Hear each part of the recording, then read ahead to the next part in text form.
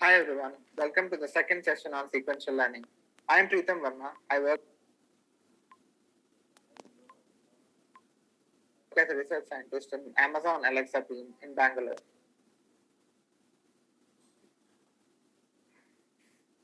So let's get started. In terms of the topics that we'll be covering today, we'll be covering 4 topics.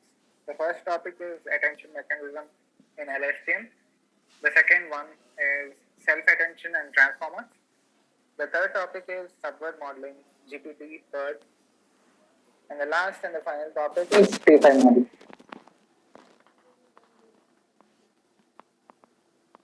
To begin with, let's get an overview of sequence-to-sequence models. So, in sequence-to-sequence models, typically we have an input sentence and we try to generate the output sequence. So, let's consider the context of machine translation. So, this is one example of machine translation. So, here we have an input sentence in English and we are supposed to generate the output sentence in French. So in this context, so let's start with the encoder part. So this section is the encoder part, and this part is the decoder. So yeah, so so to start with, in encoder, what we have is each input word is the input is sentence is firstly tokenized, and each word is sent one at a time. So we have input one, input two, input three. These are the 3 words in the input. So yeah, so for each input word, there is an encoder hidden state that is generated. So we pass the input word as an input to the input vector as an input to our RNN, and the RNN generates a encoder hidden state. So this is also a vector. So yeah, so we pass that vector to the next state of the RNN. So in the next state, we have the next input that comes in, and we have another encoder output that is generated. So if we actually, in terms of the intuition, so this encoder hidden state for the second input word, that is supposed to contain the information of all the words that have occurred previously. So here we have one other word, but in general, any encoder hidden state captures the words that have occurred previously. So that's the intuition behind this encoder hidden state. It basically provides the context, the entire context of all the words that have occurred previously. So as we progress, so in the final hidden, the encoder hidden state for the final word which is generated. So this is supposed to contain the representation for the entire sentence. So this is the final hidden state. So it is supposed to capture the information of the entire input sentence. So that is so this is what happens in encoder at the encoder. We basically encode the entire sentence in the form of a vector. So that vector is this final encoder hidden state. So once we generate that, let's get started with the decoder portion. So in decoder, what we do is we supply this final encoder hidden state as a initial hidden state vector for the first input. So the first input is a start word.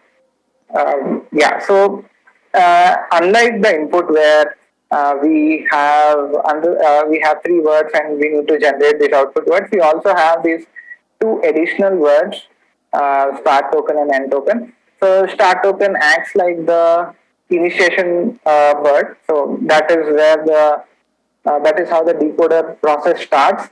So this is usually a default vector that is provided, or a 0 vector.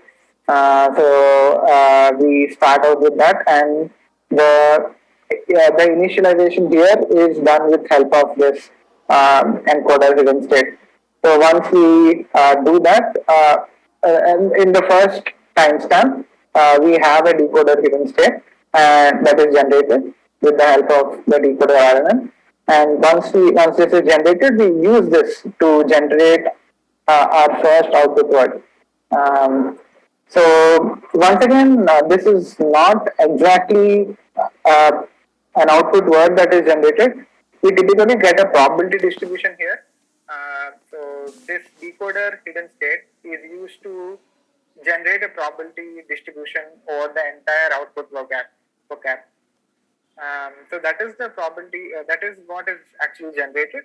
But if we actually want to pick out one word, what we do is we typically take the most probable word out of the probability distribution that is generated here. So that is what we mean by the output word. So all the probability distribution is generated on the output vocab, we can pick one particular word, maybe the most probable word that is generated. So that is how we generate the first output word. Now, once we generate the first output word, what we do is we pass on that output word as an input to the next step. So so we pass on this vector representation. The output, the actual output, like let's say for example, this word is J, the first one. So in our in our word embeddings, through our word embeddings, we have a representation for J. So that is basically passed here. The vector representation for J that is passed. So this basically generates the word J, but the vector representation for J, that is what is passed here. So once we pass that, and we also have this decoder, the previous decoder hidden state that is provided, and these two are taken as the inputs, and we have the next decoder hidden state, and similarly we generate the next output word. So this process will go on till the point we generate an N token. So as we saw, like let's say for example, this is the N. So here what typically happens is we have a probability distribution. So if the probability distribution for the end word is the highest, let's say, then the end word is the output word that we get here. So once we get that output word, we can take it as a signal to stop the decoding process. So that's how it works. Now, in terms of the training of decoder, there is a slight difference between what happens during the training of a decoder and what happens during the inference time. So, during training, what happens is we have a phenomena called teacher forcing. So, what this basically means is teacher forcing. We actually So the output word which is generated here, we have an option to pass that word that we have generated in the previous time step, the vector of that word, we can pass on to the next time step. Or one more option that we have, since this is supervised data, we have parallel corpus. So since this is supervised data, we can actually supply the word which is present in our reference. So this word J, so the vector representation for this word that can be passed here. So so instead of passing what has been generated here, we can also take the word from the reference, from the reference sentence. So that is what happens during training.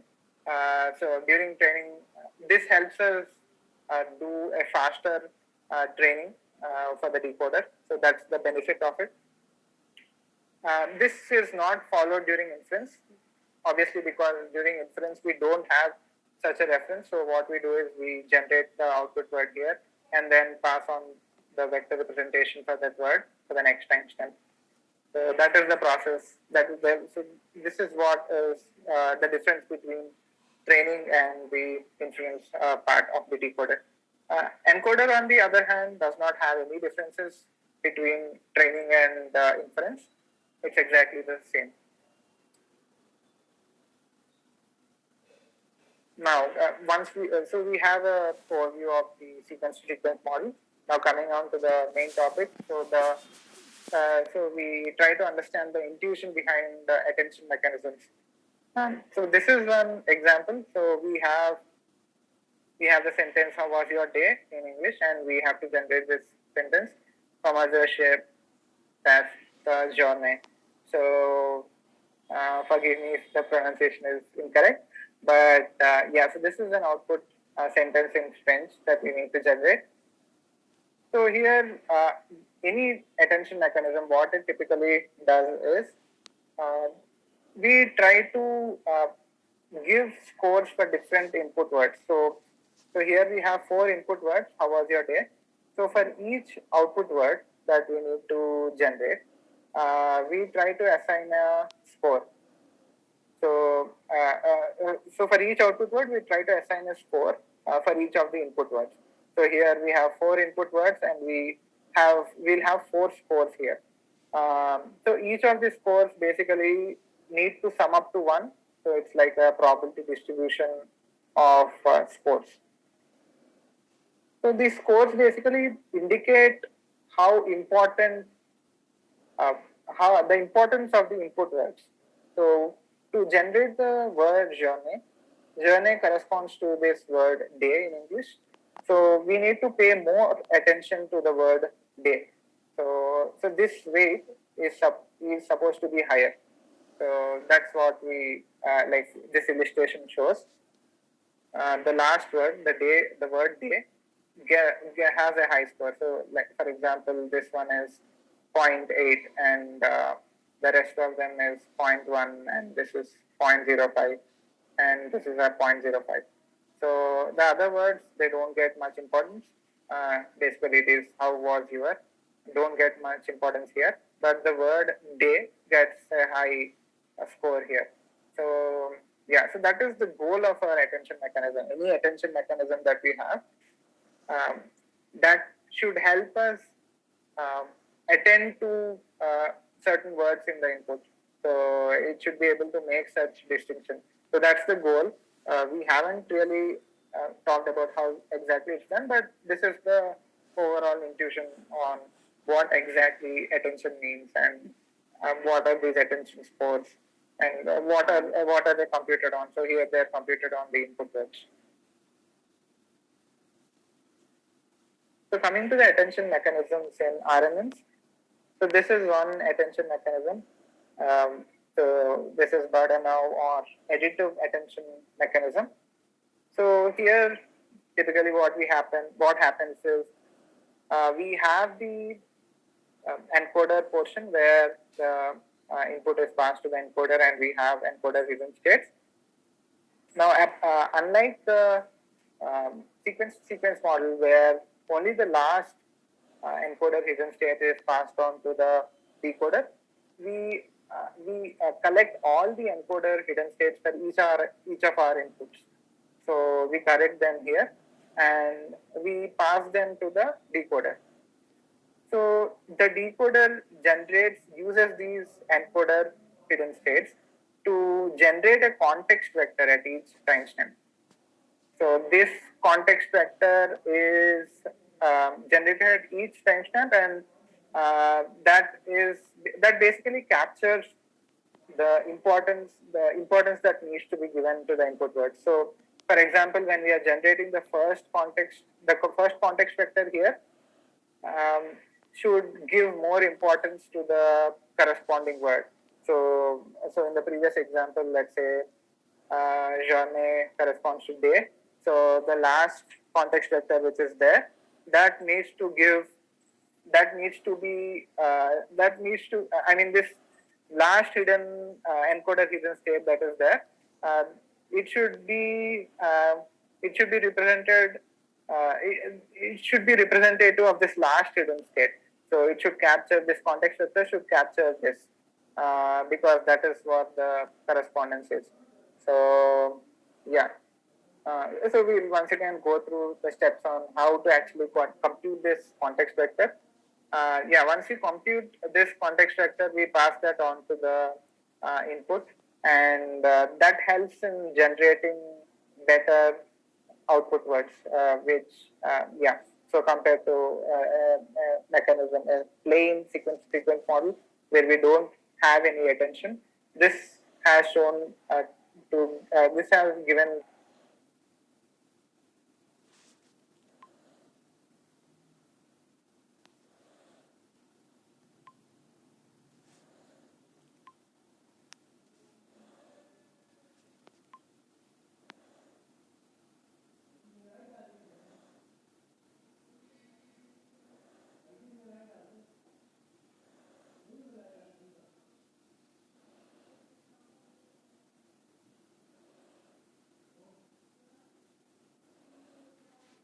score. So 0.88 is multiplied with this. Similarly, 0.12 is multiplied with value vector, second value vector. And once we multiply all of them, we actually add them up. So we multiply them and then add them up. So yeah, so that basically gives um, a representation. A representation in terms of other value vectors for the current word. So once again, we are only dealing with this word x1. So only for q1 and x1, we generated a representation that is like a combination of different value vectors, and that combination is decided based on this scores.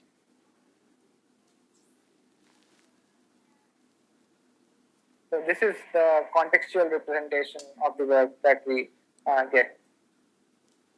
So previously we saw that query key and value matrices generate query key and value vectors.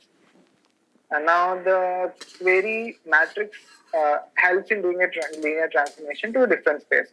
So let's say this dimension of the initial word is 512, and we transform it into a 64 dimension query vector, value vector, and key vector. So since we have reduced the dimensions, finally when we combine the value vectors, etc., and then generate a contextual representation for this word, for each of the words, they will be of dimension 64 because we have reduced the dimension through this matrices. So since we have reduced the dimensions, there is a concept called multi-head attention, where what we do is we generate several such 64 dimensional contextual representations for every input word, and then we concatenate them. So let's say you concatenate two vectors of 64 dimensions, you get a combined vector of size 128. So similarly, if you concatenate eight such vectors, you get a contextual embedding that is of size 512. So yeah, so 64 into 8, that gives 5. That is actually 512. So yeah, so that is basically the dimensionality of the input word.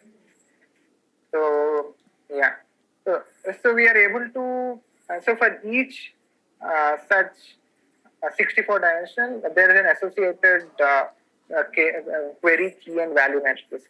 So we'll have 8 such query key and value matrices. So yeah, so each query key and value matrix is called a head. So we have several such heads. So that's the reason it's called multi-head attention. Now coming to positional embedding. So the self-attention that we saw earlier, in itself it does not depend on the order of words.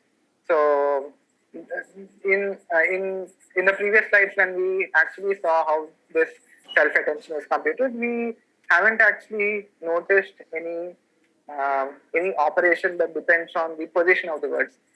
It's just dot products and multiplications, etc.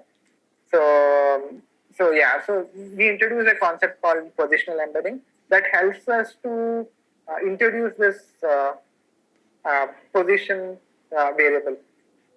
So yeah, to account for the position of words. There are different ways in which position embedding vectors are derived. So yeah, so what this position embedding does is, for the input representation for x1, let's say, we add the position embedding corresponding to the position at which x1 is present. So here x1 is present at the first position. So there is a fixed position embedding t1. So it does not depend on actually what word is present at the first position. Irrespective of what x1 is, what word is x1, it just there is a vector, there is a fixed vector corresponding to this position that is added up to x1, and then that generates that is added up, and there is a new vector that is generated. So this vector is supplied to the, or is provided to the encoder. So that's how it typically works. Now there are different ways in which these position embedding vectors at each position are fixed or derived. So there's a concept called sinusoidal position representation. So that basically gives a fixed representation at each position. We also have learnable position representations. So those are also used. They have their own advantages and disadvantages. Now, so this covers the encoder portion. So we basically saw how exactly self-attention is calculated and how exactly is the contextual representation generated. So yeah, once this contextual representation is generated, we also have one more additional layer that is present. So there is a residual connection.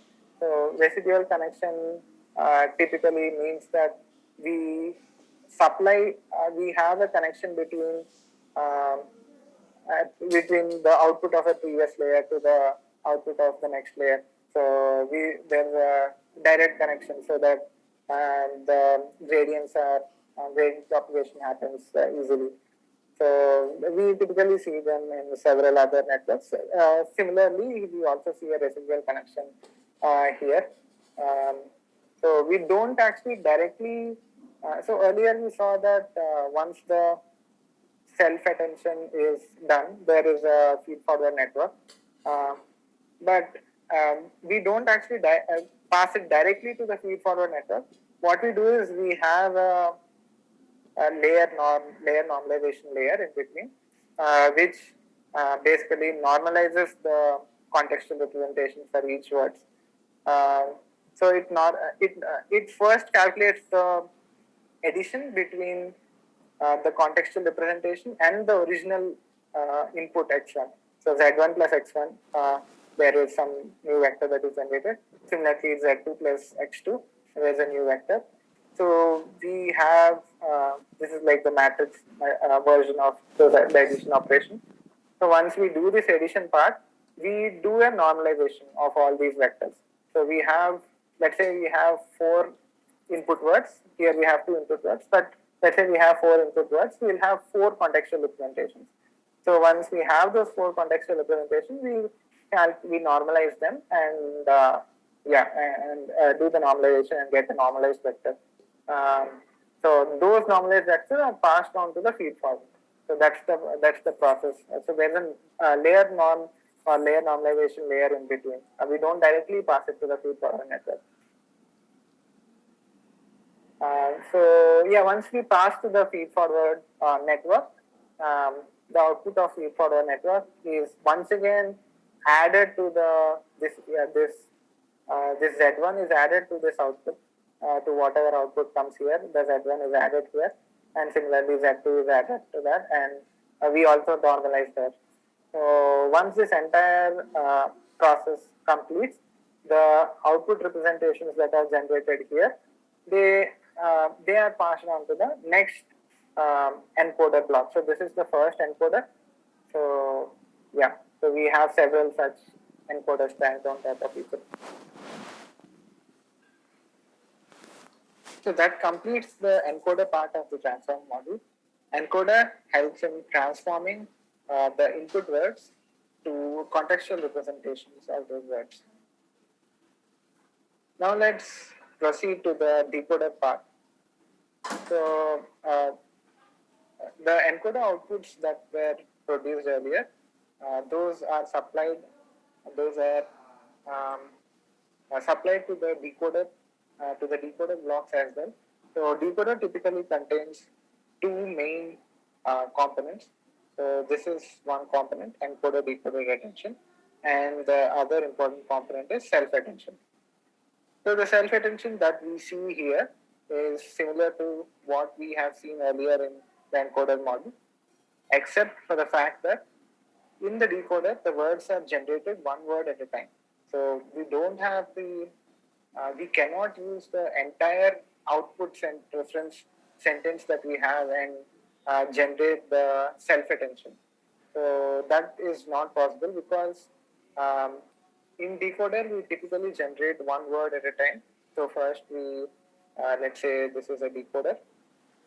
We start out with a start word, and then we generate one word, W1, and that is passed as the input to the is passed as the input, and we have W2.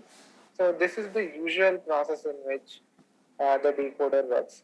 So we cannot actually use the reference words that we have. We obviously we know the entire output sentence. So we have the output transliteration. We have these words, but we cannot use them to conduct self-intention.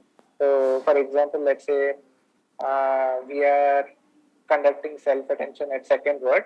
We cannot use the third, fourth, fifth words, etc. We can only use the words prior to the second word. So yeah, so that's one aspect in which the self-attention in the decoder is different from what we have seen in encoder. So to ensure that we don't calculate the scores for the future words, or in other words, we assign a score of 0. What we do is we have a process called masking of future words, where we uh, assign a score value of minus infinity to all the future words. So since we assign minus infinity, in the process of softmax, what will happen is the scores associated to all the future words turn out to be 0, because typically uh, in a softmax, what we do is we do e power let's say x1 by e power x2 x1 plus um, e power x2 and so on. So let's say something is minus infinity. So this one turns out to be 1. So sorry, this one turns out to be 0. So that way it's not adding any score to the computation, to the score computation. So yeah, so that's what is typically done to ensure that we don't use the future limits.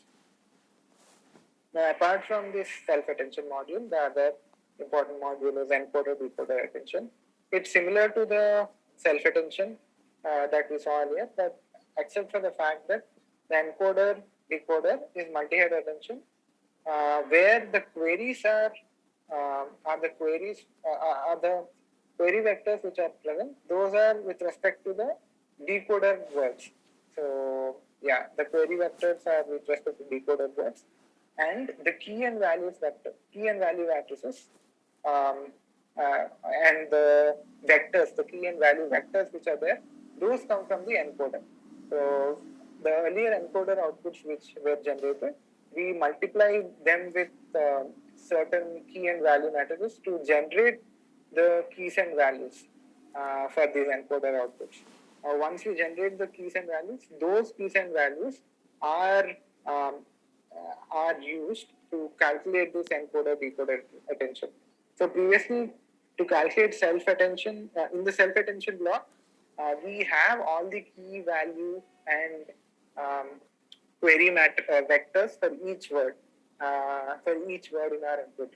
Here we don't do that. We have the query vectors only for the decoder words, and the key and value vectors are from the encoder outputs. So because we want to like we want to find a linear combination of the encoder vectors and represent and find out a contextual representation for the decoder words. So since the interaction is between encoder and decoder, that's the process that we carry out. So here are some references for transformers.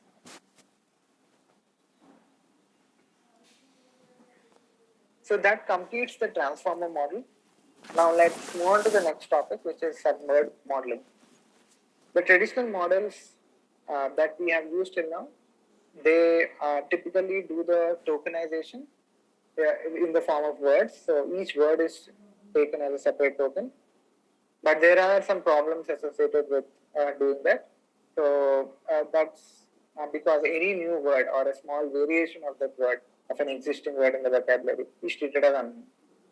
And also, if you want to cover all the words that are there, let's say we have some languages such as Swahili, etc., which have complex morphology. So we can combine certain words or different prefixes, suffixes can be appended to words.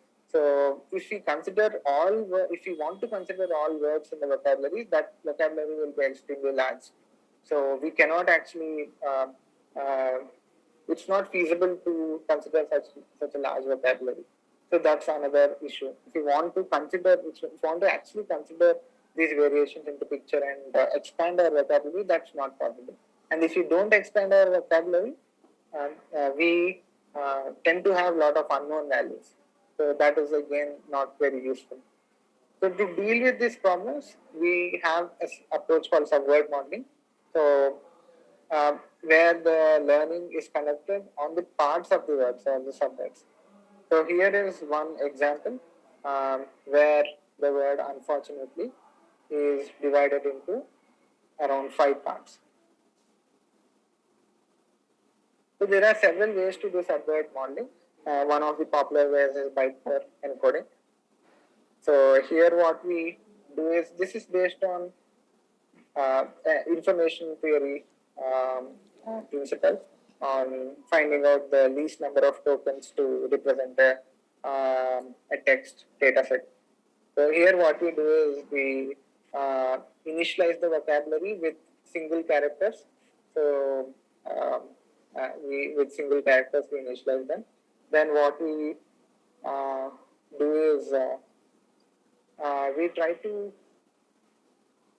represent each word in the corpus. So that is, the vocabulary consists of single words. Now all the words that exist in the corpus or the text data that we have, we represent it as a combination of these characters along with the special end token of word. So for example, let's say you have a word called Y. Sorry. Let's say you have a word called Y.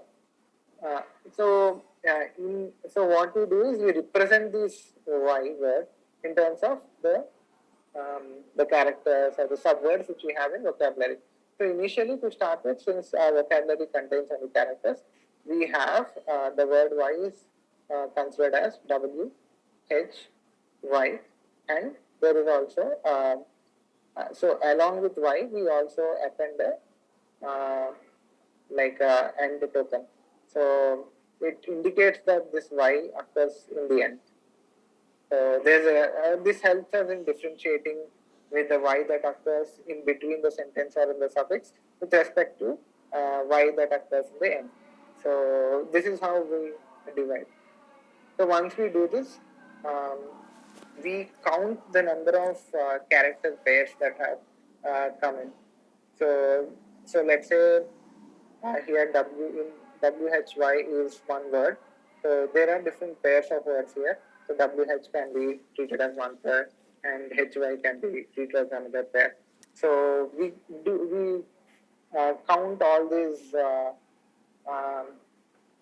all such two word pairs, two character pairs, and once we count them, what we do is we find the most frequent pair and add that pair as part of the vocabulary.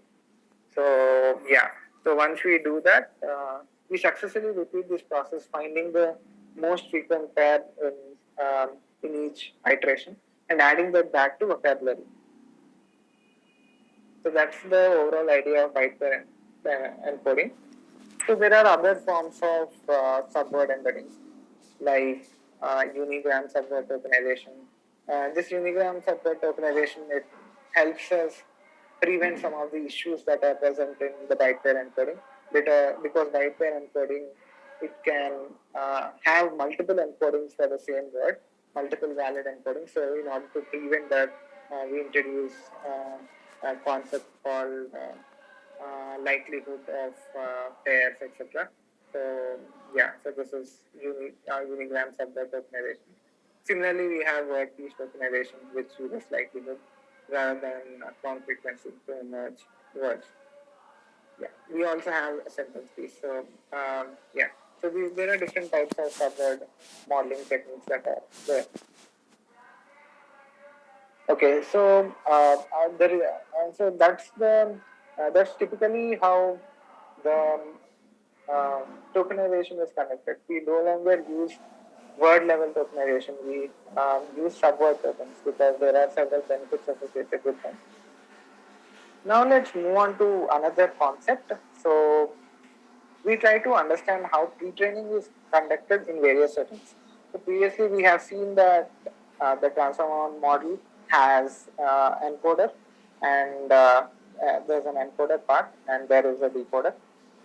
The output of encoder is given to a decoder and it generates an output.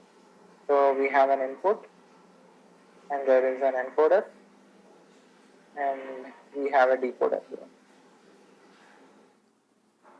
So in the original setting of transformer, there was no pre-training done. It was only supplied with parallel corpus and the self-attention, etc. was done from scratch. So yeah, there was no pre-training. So now we try to understand if it's how exactly do we do the pre-training of these different parts of the transformer model. So how do we do the pre-training for encoder? How do we do pre-training for decoder? And would it be possible to do a pre-training for both encoder and decoder at a time? So we'll try to look at those various scenarios. Firstly, let's try to understand how to exactly pre-train the decoder part. So pre-training in general that we have seen in LSTMs, etc., is typically conducted via a language modeling task. So in this task, every word is supposed to predict the immediate next word. So this is a sentence, for example. Now this first word is supposed to predict the second word. So that's why the second word is present, is supplied in the output.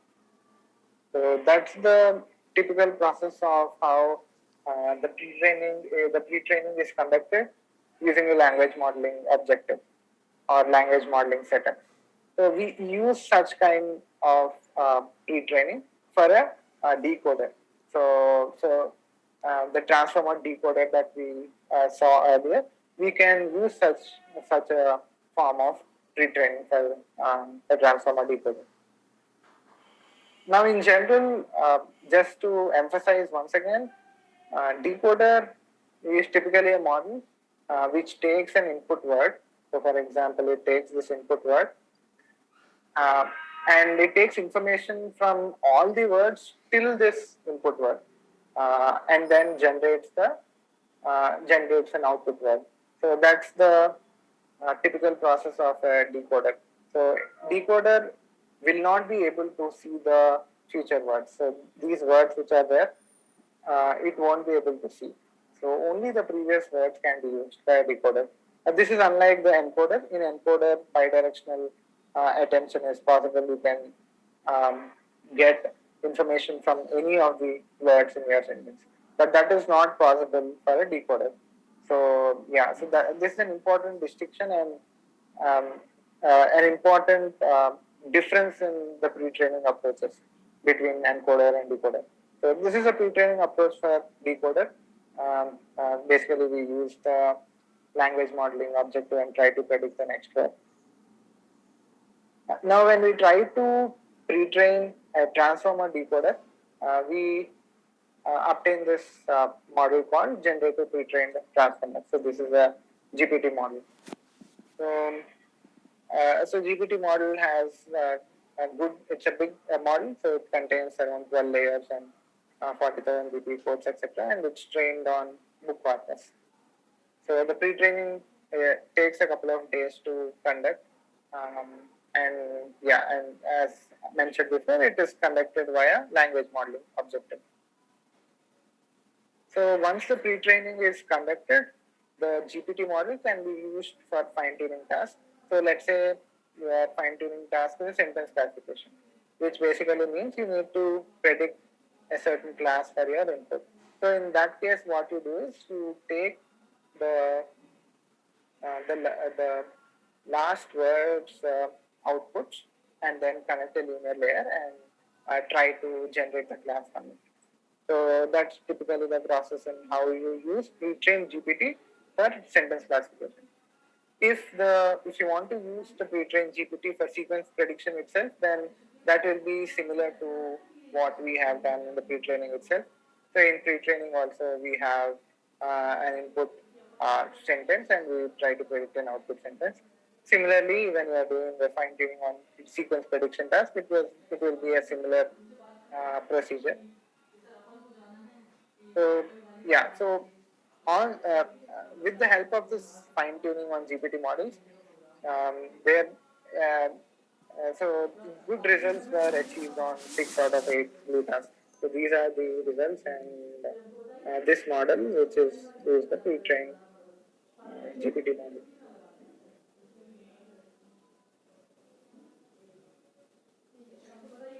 Now let's move on to another form of pre-training, which is BERT. So BERT is pre-training an encoder.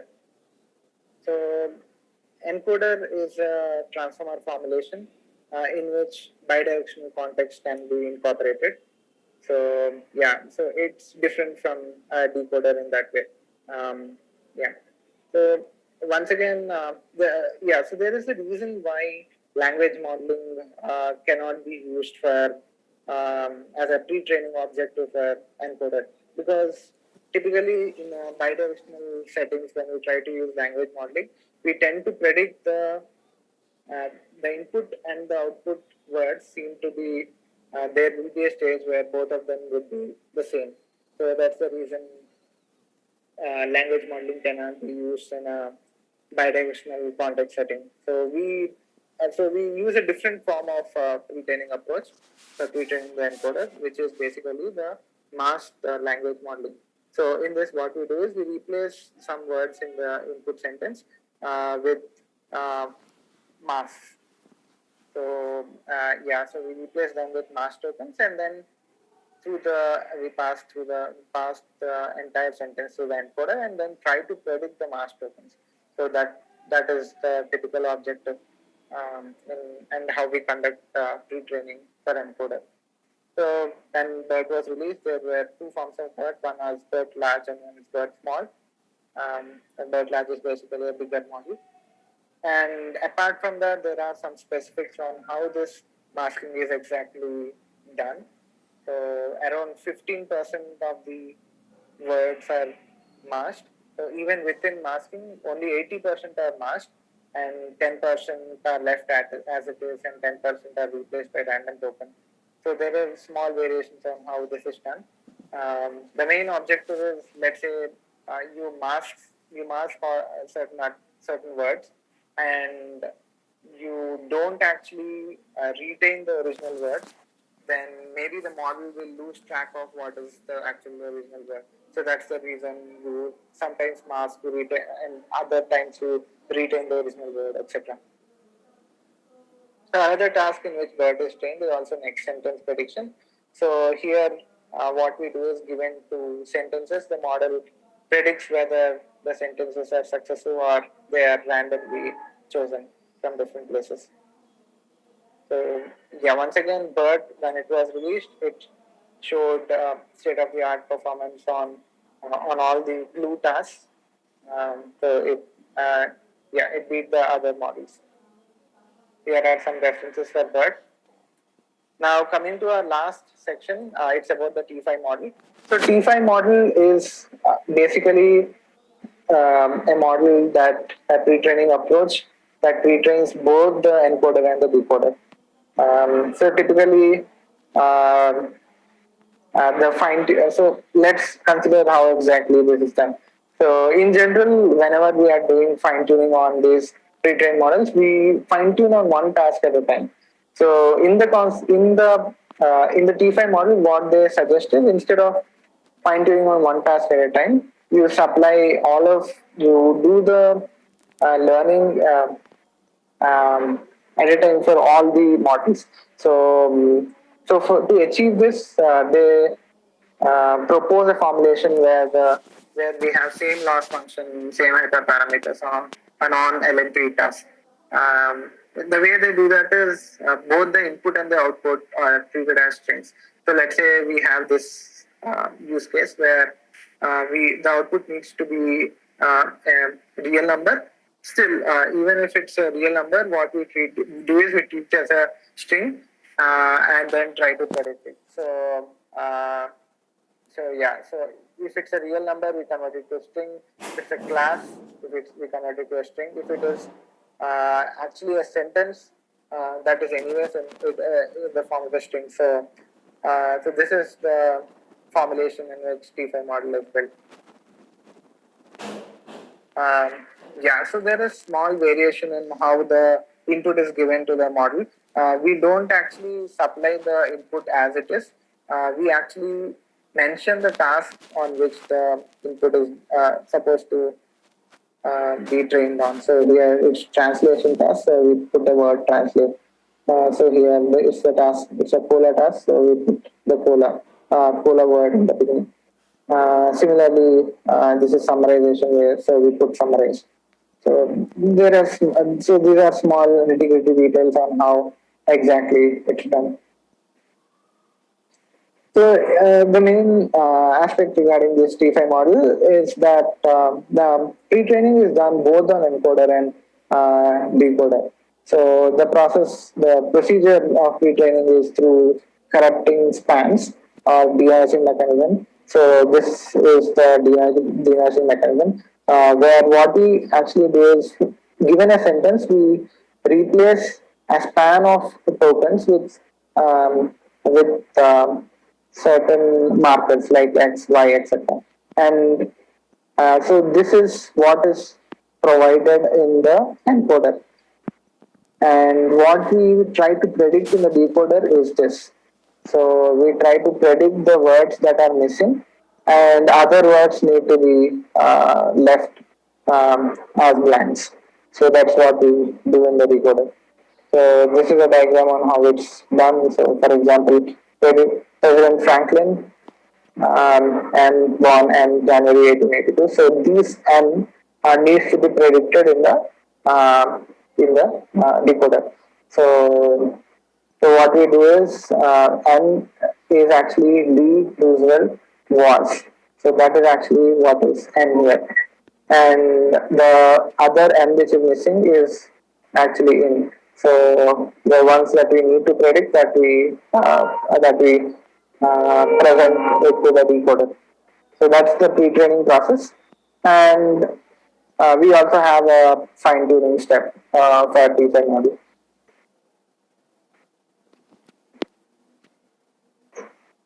In conclusion, we have discussed on various topics related to attention and self-attention.